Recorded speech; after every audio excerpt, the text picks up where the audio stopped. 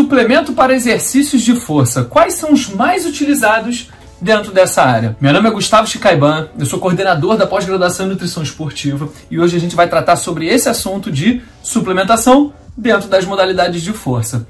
Mas, antes da gente discutir sobre suplementos, a gente tem que entender o que são modalidades de força, né? São aqueles esportes onde nós trabalhamos com curta duração e alta intensidade de exercício. Alta intensidade de exercício significa que a gente tem que trabalhar com uma carga de treinamento muito alta. Um peso, por exemplo, a musculação, o crossfit, a calistenia, né? Que é quando a gente trabalha com carga, com peso. E esse peso exerce uma necessidade de força dentro do meu corpo. Então eu tenho que exercer muita força para vencer essa resistência. Por isso que é chamado de exercícios de força ou exercícios de contra-resistência também. Nessas modalidades, nós utilizamos sistemas energéticos de curta duração e alta intensidade também. Então são sistemas energéticos com rápida produção de ATP, porém com duração curta durante o seu período de duração. Então tem uma duração muito curta. Sendo assim, parando para pensar nisso, a gente já consegue imaginar quais são os suplementos que nós vamos priorizar nessas modalidades. Então, nós temos dois sistemas de curta duração e alta intensidade, que é o sistema fosfagênio ou da fosfocreatina, e também temos o sistema glicolítico, da via glicolítica, onde utiliza muita glicose. Então, se a gente for discutir sobre eles, o suplemento de creatina, ela vai restabelecer as reservas de creatina fosfato.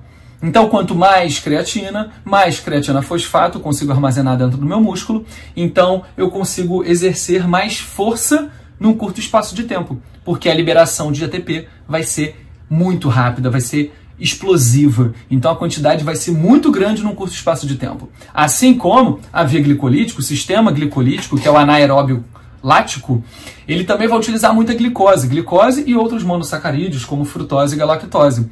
Quando eu estou ativando muito a via glicolítica, eu tenho como consequência 2 moléculas de ATP para cada molécula de glicose. Então, é uma grande quantidade de ATP num curto espaço de tempo também, apesar de ser muito parecido com o sistema fosfagênio, né? Então, esses dois sistemas estão visando produzir muito ATP para uma modalidade de força. Então, se a gente for parar para pensar em quais suplementos nós podemos utilizar nessas modalidades, eu particularmente priorizaria creatina para o sistema creatina-fosfato e fontes de carboidrato para que a gente possa ter energia suficiente para exercer a via glicolítica. Não só a ingestão de carboidrato, mas também boas reservas de glicogênio, apesar da alta concentração de lactato e próton H+, que vai ser liberada pela via glicolítica. Inclusive tem vídeo no canal que a gente fala sobre isso também, depois vocês podem procurar sobre essa temática.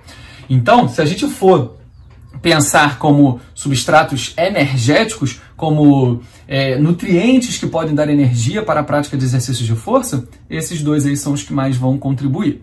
Se a gente for analisar para o pós-treino, se a gente for analisar após o período de recuperação do exercício físico, depois que você realizou a modalidade de força, aí sim entram as proteínas, o whey protein, a albumina, a caseína, que são alguns suplementos à base de proteína que vão ser utilizados para poder fazer recuperação de massa muscular. Só que lembrando, para eu ter uma boa recuperação muscular, eu preciso ter substratos energéticos também. Então, no fim das contas, o pós-treino acaba sendo carboidrato associado à proteína. Quando eu tenho esses dois macronutrientes associados, um fornece energia, que são os carboidratos, e o outro fornece substrato para regeneração de tecido, que são as proteínas. Os lipídios acabam entrando como coadjuvantes no metabolismo energético. Eles fornecem calorias, então não precisam ser exageradas as quantidades de lipídio. Porém, o carboidrato e a proteína vão ser os suplementos mais importantes aí em se tratando de um período pós-treino de exercícios de força, ok? Se vocês gostaram desse vídeo, não deixe de curtir, compartilhar e comentar para que a gente possa entender qual é o alcance do nosso vídeo e entender qual é a nossa troca de experiências aqui através desse conhecimento. Beleza, gente? Um grande abraço e até a próxima!